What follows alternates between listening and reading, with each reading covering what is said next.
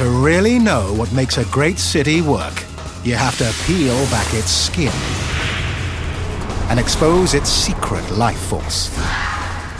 A system of incredible complexity and technology that millions depend on, but few understand.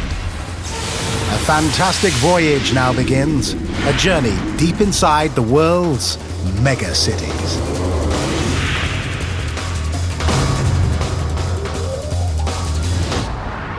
Once, it was the capital of the world's greatest empire. Today, London remains a crossroads of the world. Like most megacities, London was built on a river, but it survives because of 3 rivers. On water, on land, and in the air.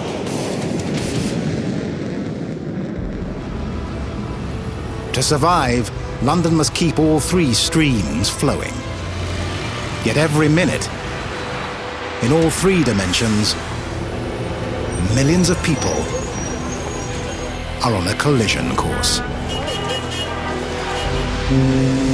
To avert disaster, this megacity keeps a sleepless vigil. These are its sentinels. Cameras, sensors, radar. London is the most surveilled city on the planet. 24 hours a day, on land and river and in the sky, Big Brother is watching. Heathrow. Gateway to London. No airport on Earth does more with less. 1,400 flights a day. 63 million passengers a year. A control tower more than 55 years old. And the most daunting number of all, 2. Just 2 runways to handle almost 500,000 flights a year. The busiest international airspace in the world. Watching over this frenzy of flight are 100 pairs of eyes, the air traffic controllers. Among them, Adrian Dolan. We've just got a constant flow of traffic from 6 in the morning till 11 at night.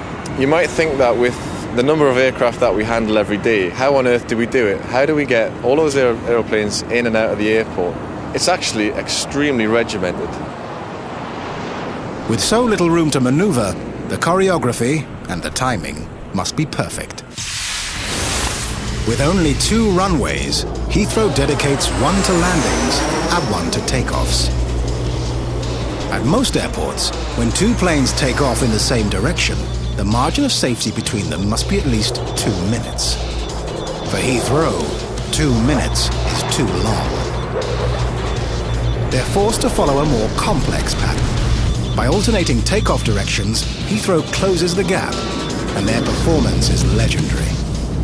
On a sunny day, once wheels leave the tarmac, the next plane follows as quickly as 45 seconds later. That gap is called the Heathrow Minute. The same precise planning controls landings. 30 miles out of Heathrow, inbounds are routed into 4 corkscrew holding patterns called stacks. Planes enter a stack around 15,000 feet. After a series of descending spirals, they exit at 7,000 feet. As one leaves, the rest descend 1 level, and a new plane enters the stack. 10 miles out, planes from all 4 stacks are vectored into a single line for landing. Inbounds glide past outbounds 1,000 feet apart in a synchronized dance, choreographed down to the second.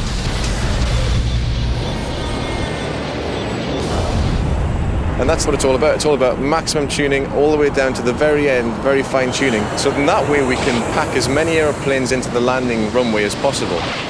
So all we've got to do is just land them, vacate them, land them, vacate them, constant flow of traffic. To orchestrate takeoffs and landings takes the tightest of choreography. But thousands of feet above the tarmac, a dance even more complex plays out. To anyone else, these are just blips on a screen. Yet each blip means millions of dollars of machinery and hundreds of lives. If two blips ever touch, disaster. August the 27th, 1997. Another cloudy day in London. A Virgin Express Boeing 737 misses its approach to Heathrow. The tower turns the aircraft onto a northwest heading for reapproach. Unwittingly, on the same flight path as a British Airways 757. In the clouds, neither plane sees the other. Suddenly, the tower catches the mistake and reroutes the planes, but not before they pass within a whisker of each other. A mere 200 feet, a split second from disaster. The fate of every blip in the sky rests with the air traffic controllers, the men and women of ATC. ATC is the eyes of the City of London. There's always 2 or 3 sets of eyes watching any one plane at the same time. The best view of Heathrow itself is from the venerable old tower's observation deck. Restricted to ATC controllers, it offers a rare view of Heathrow's sprawling backyard. We've got this huge city in itself, this airport. It's fantastic. We've got 1 million flights coming in and out of the London area every year. 500,000 of those are using this airport alone. And when you come to work first thing in the morning and you see that string of lights approaching the airport in the sky, and you think about the people all over the world are coming into this city, it's an amazing buzz. With planes racing in from every point of the compass, the challenge is keeping them apart. The radar controller's job is often analysed as a kind of 3-dimensional game of chess, where you have things moving horizontally, vertically and laterally with speed. The world's highest stakes game of chess. And this is the chessboard. Delivery, good morning. It's the shuttle to Juliet, 757 The airspace above London extends from 2,500 feet above the ground to 60,000 feet. Shuttle to Juliet, climb path level 140. Climb flight level 140, to Juliet. Horizontally, it covers more than 6,000 square miles. 10 times the area of the city itself. On this 3-dimensional highway, aircraft are separated 2 ways, with 5 miles of horizontal distance or 1,000 feet of vertical distance. Below 24,000 feet, the airspace around Heathrow gets so busy, the horizontal gap narrows to just 3 miles. Sound like a lot of space? It's not. Violating this safety gap is the aviation equivalent of tailgating, except it happens much faster. At 500 miles an hour, the plane covers 1 mile in 7 seconds. In the unfriendly skies above this megacity, the rule is, keep your distance. And our job then is just basically to make sure that the space between those aeroplanes is maintained. If it reduces, we take action. Shuttle to Juliet, turn left heading 335. To take action and avert disaster, you need room to maneuver. And Heathrow is using every inch. We have 1,350 flights in and out of the airport every day. That's 500,000 a year. To keep a sharper eye on this surging stream of traffic, London needs a whole new point of view before it's too late. 220 knots and leave danger. To scan the wild blue yonder takes human vision. Yet to keep life flowing throughout this megacity takes thousands of beady little eyes, each with a mind of its own. They train their gaze on London's most treacherous stream of traffic, where the flow can be dammed in the blink of an eye. To keep traffic circulating, London is deploying the highway equivalent of a heart monitor. In the daytime, well, apparently, One of the most advanced traffic surveillance systems on Earth. Esmond George heads up the London Traffic Control Centre, the LTCC.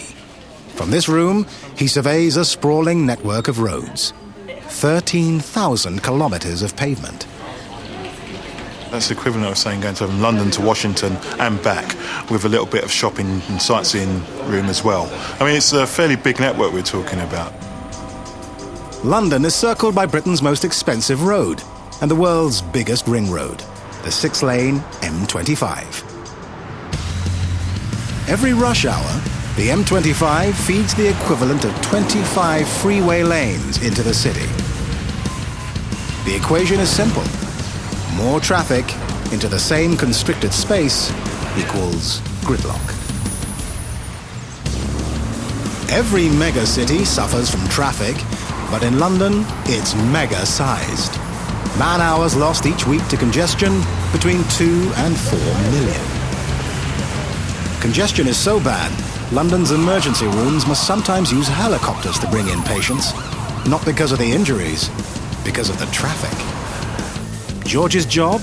Keep these vital arteries flowing and avoid a coronary. He does it by keeping his eyes on the road. 24 hours a day, 7 days a week, there is always someone watching traffic in London and doing something about traffic congestion. On 80 screens, he gets a real-time view of the streets of London. We do have 1,200 cameras for the whole of the capital, so it's a lot of eyes that we can look at. And it's all about information coming into the control centre and also information going out. London has this in common with other major cities. They all keep an eye on traffic. But other cities monitor traffic jams after they've formed. London can predict them, even head them off, thanks to a high-tech prognosticator called the Central Office Management of Integrated Traffic, or COMET. COMET is a large map display on the screen here, and what that does is gives us an early indication, an early warning of what's happening with congestion. COMET offers a view never before seen of this mega-city. Congestion is built into the streets of London. From a single Roman road, the network has grown into a tangled web of traffic. But now the solution to congestion is built in too. Embedded in London streets are 3,000 electronic sensors. The sensors detect when a vehicle passes over, then measure the travel time to the next sensor. The average travel time between adjacent sensors is computed and stored hundreds of times a minute. When traffic speed falls below average anywhere on the system, the alert is relayed to the COMET map in the control center. Light blue means congestion has increased up to 10%. Dark blue, up to 50%. Red, more than 50% congested. Gridlock. Green means no congestion. George sees red more often than he'd like. When congestion starts to form, he can immediately alert other drivers. But COMET doesn't just relay bad news. It can fix a traffic jam, even head it off. A team here are monitoring North London today. What they're doing is dealing with traffic congestion as they need to. As the volume of traffic increases, the road sensors relay the data to the control center. George's team can adjust traffic flow by manipulating more than 2,500 computer-controlled traffic lights. Changing some of the signal timings of the traffic lights there will be one of the things they'll be looking at doing straight away. At the touch of a button, nearly 3,000 signals change. Suddenly, London can breathe again. But sometimes George's team does nothing. The problem solves itself, with an assist from new technology. About a quarter of London's traffic lights are smart lights. They constantly track traffic data at their intersections and automatically reset their timing for ideal flow. Traffic lights with brains. We can't beat congestion. We can only do the best to mitigate against the effects. So that's going to be the key to us, is to keep that rolling. To keep traffic rolling, this megacity relies on more than cameras and sensors, and traffic lights with a mind of their own. The worst congestion lies at the very heart of the city. There, the volume of traffic exceeds the capacity of the streets. The solution? Not improving flow, but subtracting cars. Today, motorists in central London are travelling through another dimension. A dimension not just of space and of time, but of cash. A toll zone. Without toll booths.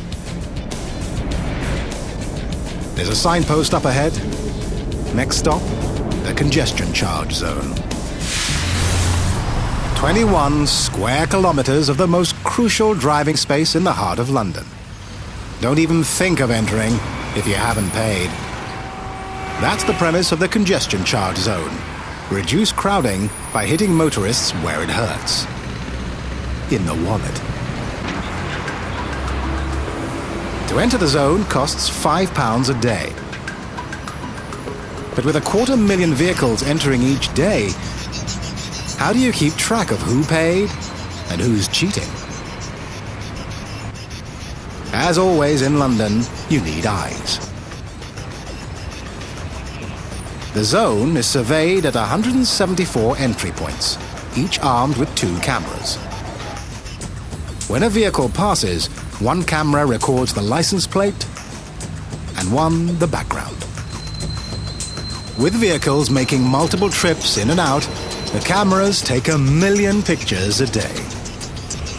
Now comes the hard part, looking at all those pictures and finding the freeloaders.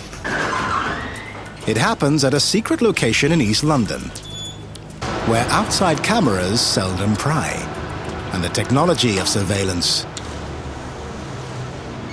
is locked away. This is the environment we call the cage. This is our main data store. This is where we have all our processors for all the computers, for all the camera sites throughout the charging zone. John Mason heads up enforcement for the congestion charge zone. This is the one place in London free of traffic. This is our video matrix. We have a fibre feed from every single camera site for the charging zone, and those feeds are fed into this matrix. From here, a coax cable takes the data and sends it to one of those number plate recognition systems. The plate readers, not the cameras, are the true brains of the outfit. In real time, they actually read the plates as numbers and letters, not just as pictures, and sort out the legal drivers from the cheaters. The technology is so good, you can take it to court. What is important here is that the evidence can't be tampered with, so we have high levels of evidential integrity, which is essential if we use the images for enforcement purposes. Enforcement is stiff. The fine for not paying the £5 congestion charge, £100. Yet the congestion charge is a lifesaver. Every year, traffic accidents injure or kill 6,000 Londoners. The financial cost, £2.5 billion. By easing the crush of traffic, Mason's electronic eyes have reduced serious accidents by nearly 10% and jump-started the flow of life in the heart of London. Before congestion charging began, traffic was basically grinding to a standstill. Since congestion charging came into force, traffic within the charging zone has reduced between 20 and 30%. That's had a significant impact on people's ability to go about their business, to travel through the zone, and also for businesses to deliver and get crucially to where they need to be. Mason's congestion cameras aren't the only lookouts on the streets of this megacity. Other eyes watch the flow of human traffic, alert to a different and more dangerous kind of lawbreaker. London has more pedestrian surveillance cameras than any city on Earth. One for every 14 residents. You can't walk from Piccadilly Circus to Trafalgar Square without being followed. Not to pry, but to protect. They're electronic guardian angels watching your back.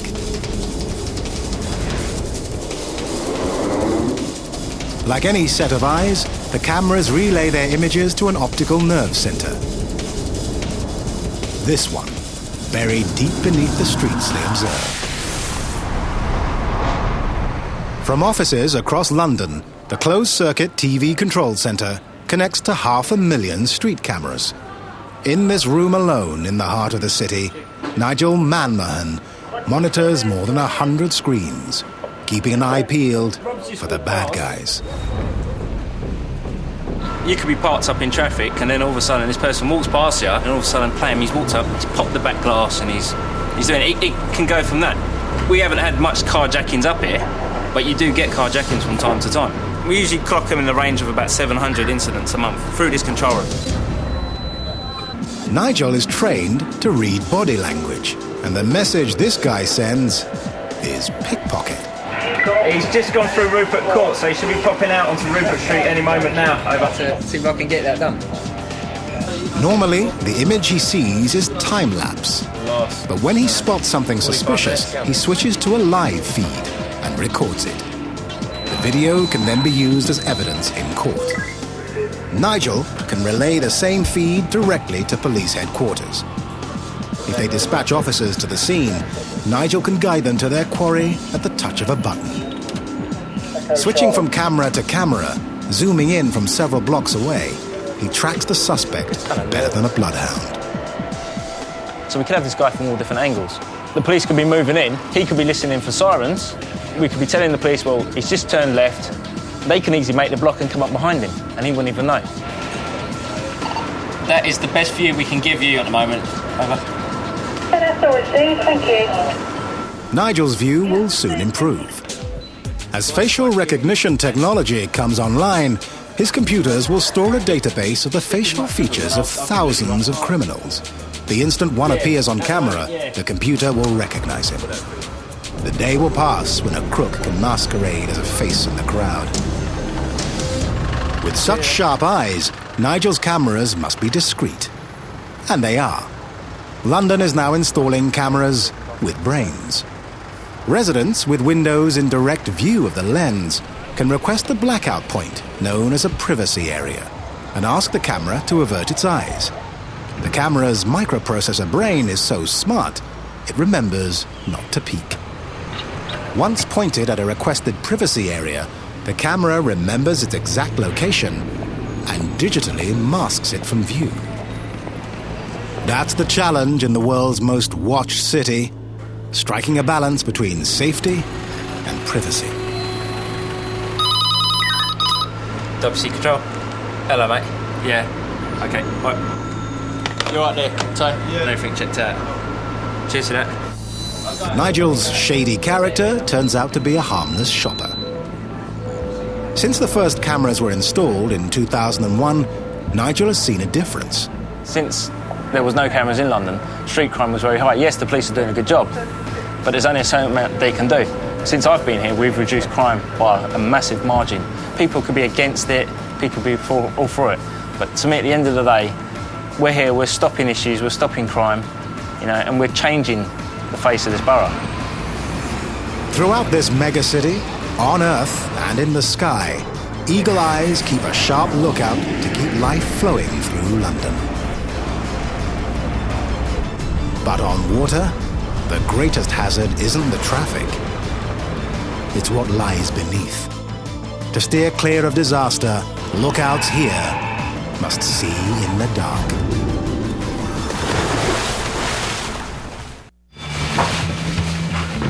Tail lifeboat. Man in the water. These are lifesavers of the Royal National Lifeboat Institution. Today, they race to answer an emergency call. Man overboard. Report of a person in the water at HMS President. Another Coast Guard, this is tail lifeboat. Yep, on our way. Keep your eyes open, chaps. Based near the Tower of London, they're the busiest lifeboat crew in the whole country. Piloting hydrofoils traveling at 40 knots, they can reach any point on their watch within 15 minutes. Okay, that's fast visual. I'm taking starboard side. 5, 4. Have contact. We've recovered the casualty onto the boat. There's a male in his mid-40s, not breathing, no pulse. Commencing CPR, request ambulance, St Catherine's Pier, over. But the ambulance is pointless. Today, just a drill. Tomorrow could be real. In the past year, they have saved more than 100 lives. They're a lifeline on the Thames, and the Thames is a lifeline to London. It flows for 346 kilometers from its source to the sea. Every year, these waters carry 7 tons of cargo for every man, woman and child in London.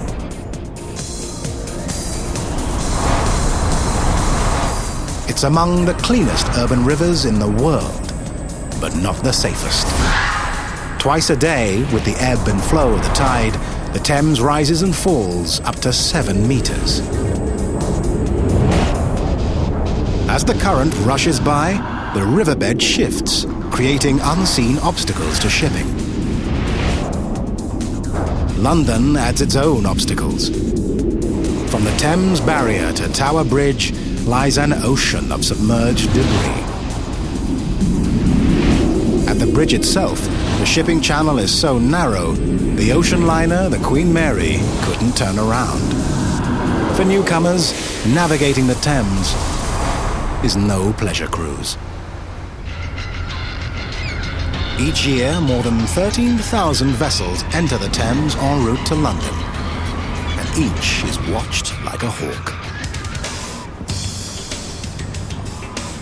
Captain John Stafford commands the control tower at Gravesend, the forward lookout for the Port of London Authority, or PLA. The PLA oversees navigation along 150 kilometers of river, from west of London all the way to the mouth of the Thames. The daunting challenge facing Captain Stafford: protecting ships and lives in a waterway so dynamic, navigation charts are outdated the moment they're printed. This is an Admiralty chart showing the Thames estuary. It is still a valid piece of navigational equipment, but here in the Port of London Authority, this is where we are today. The Port Control Centre. It's manned 24 hours a day by a team of 40 human lookouts. This part of the room here is where we monitor the progress of the vessels. Using radar, radio and satellite navigation, they track every movement on the river. They use an electronic version of the old paper charts, but this chart is interactive. Traffic movement is updated every 9 seconds. To instantly distinguish scores of vessels, they employ high-tech tracking software called Automatic Identification of Ships, or AIS. Each ship over 300 tons now transmits its identity and enables us to say definitely that is where the ship is. And that's being displayed also on the radar screen. Pembroke Fisher, Southwest O's, inward bound, over. Specified Pembroke Fisher, London VTS, Southwest O's. If these two ships should overtake each other at some time in maybe the next half hour, we would then have no idea who was who. We rely on the AIS to identify the ships. The Pembroke Fisher is now identified, and the Arco Dyke is now identified. AIS not only IDs the ships, it indicates size, draft and speed. And here it's come up on the screen here, telling us the Pembroke Fisher. It's a tanker, 135 metres long, and it is doing 13.1 knots. But on this river, it's what Stafford can't see that worries him. A fairly average container ship will be carrying a draft of about 10 metres. That is 10 metres of steelwork underneath the level of the water. That is higher than most people's houses. The difference between the bottom of the hull of the ship and the riverbed will be between 0.9 of a metre and 1.4 of a metre, depending on flood or ebb. That desk is the bottom of the ship, the floor is the river. The amount of safe water it has is the depth underneath this desk. Shallow water isn't the only hazard. The Thames is littered with hundreds of obstructions, from sunken wrecks to blocks of concrete.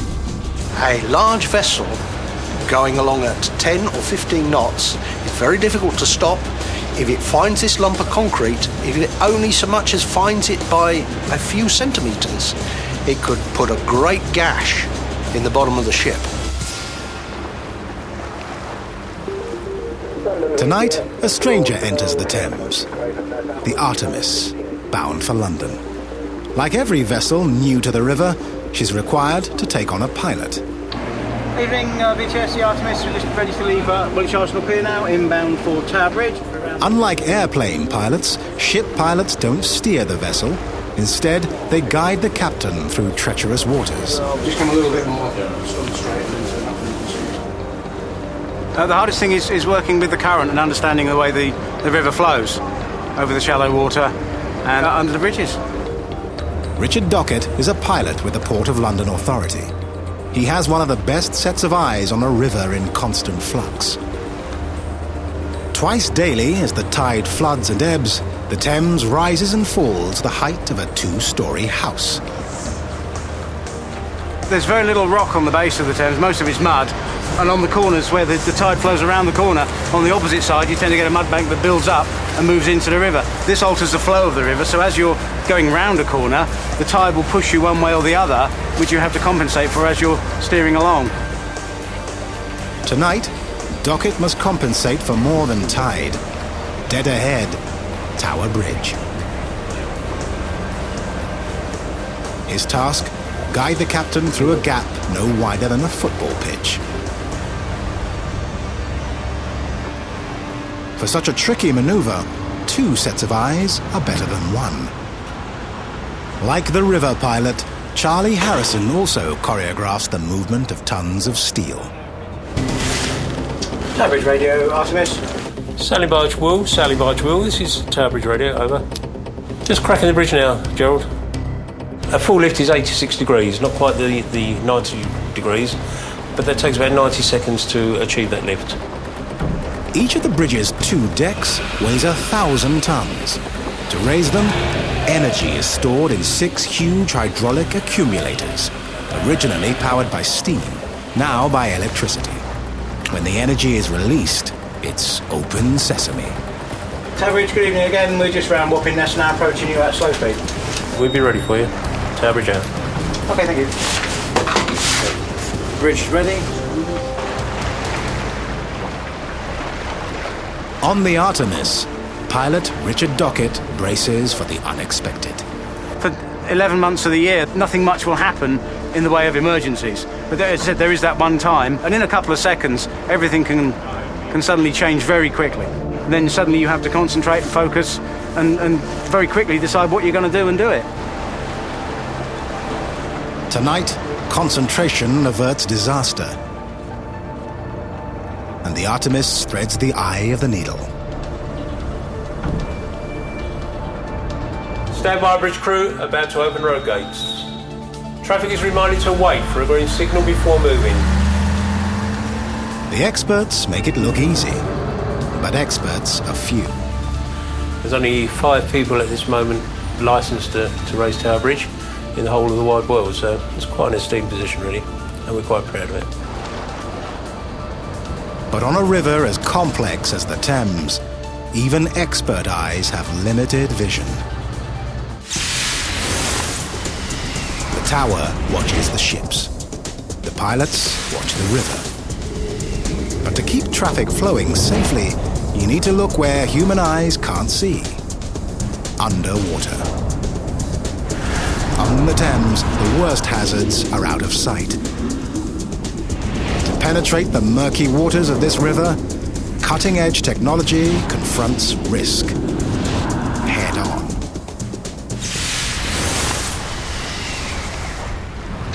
Running aground obviously is the worst-case scenario. Nicola Clay doesn't crew a rescue boat, but she is a lifesaver.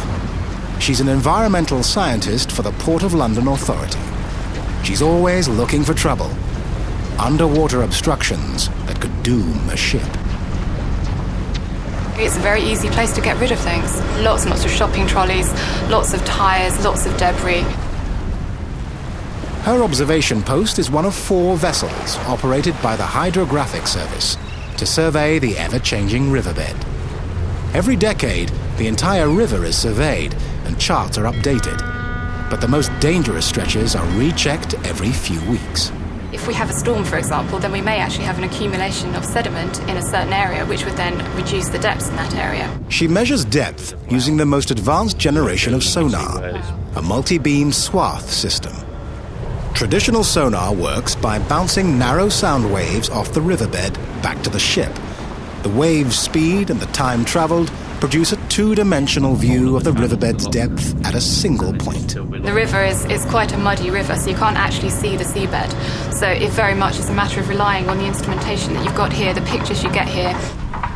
And what pictures! This next-generation machine can send out 3,000 sonar beams per second on a swath more than 500 meters wide. Instead of a keyhole view of the riverbed in 2D, you get a full portrait. A 3-dimensional portrait. And what you can see here is an actual picture of the seabed. So if you've got on this side, there's very little features there, so you're moving over a flat seabed, but over this side you've actually got features and what are probably sand ripples and sand waves. So this actually shows you an image of the bed that you're going over, and that's the depths, and you can, by putting the two together, you get a very good idea of what's going on beneath your vessel.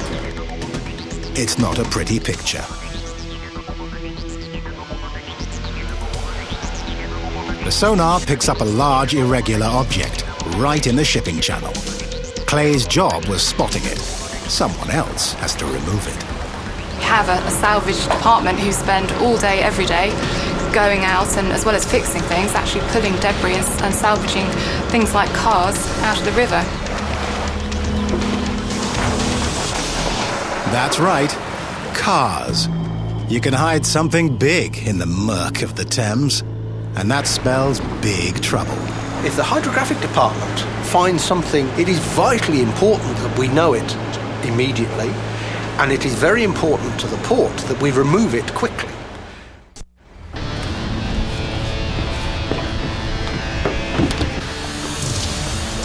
What's happened is our hydrographic department have located an obstruction on the riverbed. Kevin Ledbetter is a diving supervisor for the Port of London Authority. So then we're asked to come along and identify it, and then with the help of the salvage craft, they'll recover it to the surface. They have a narrow window of safety to dive, a brief period of slack water when the current calms down. Have to make sure we're ready in time for the dive, because we only get about 25-30 minutes of slack water time on high water. The obstruction lies 12 meters deep. To veteran diver Pete Semple, depth isn't the risk. The dangerous aspect is just the unknown. Because the water is black, it's the things that you can't see, put the danger there. Okay, comms check clear, 1, 2, 3, 4, 5. 6, 7, 8, loud and clear. Okay, loud and clear, mate. Okay, ready when you're ready.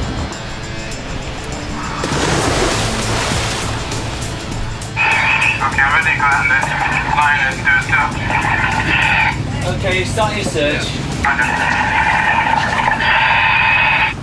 For a diver, it's an underwater version of Blind Man's Bluff, but this is no game.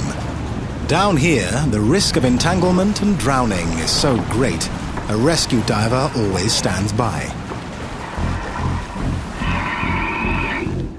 On the riverbed, Semple takes hold of a 30-foot line attached to a sinker and stretches it till it's tight.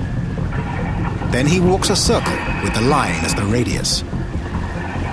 If the line catches on anything, he gropes his way along it through the murk. And hopefully whatever he snags will be the obstruction that's on the bottom. Okay, I'll put it again. Understood, you found it. What is it then, mate?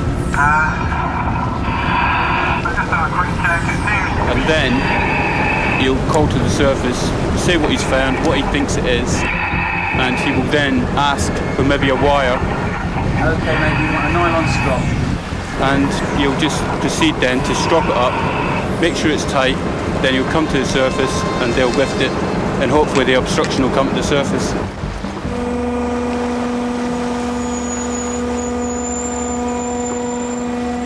A 3-meter lump of concrete, big enough to punch a hole in a barge and sink it.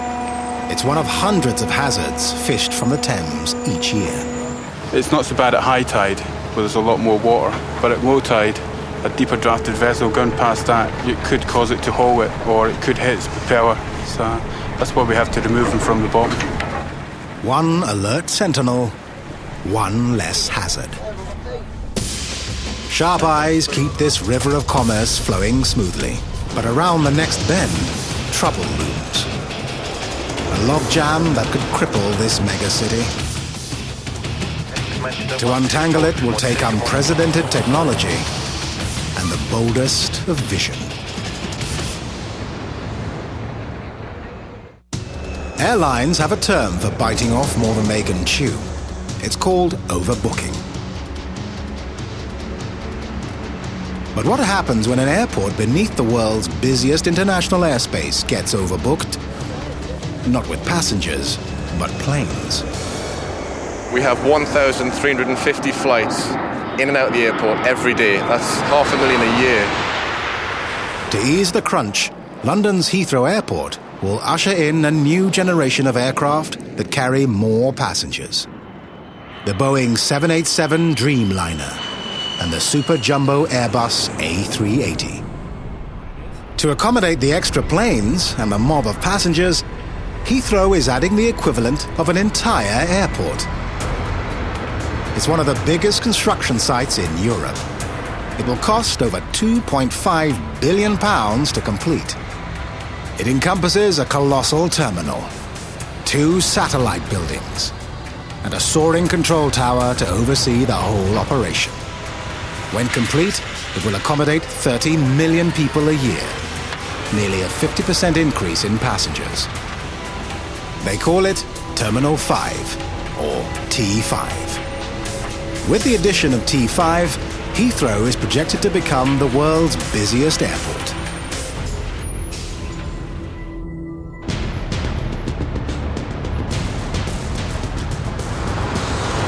Terminal 5 is going to be, I think, a gateway to London. It's going to be a gateway to the UK. As the design director of T5, Mike Forrester commands an army. More than 4,000 workers swarm across an area the size of Hyde Park. But to him, it feels like a crowded backyard.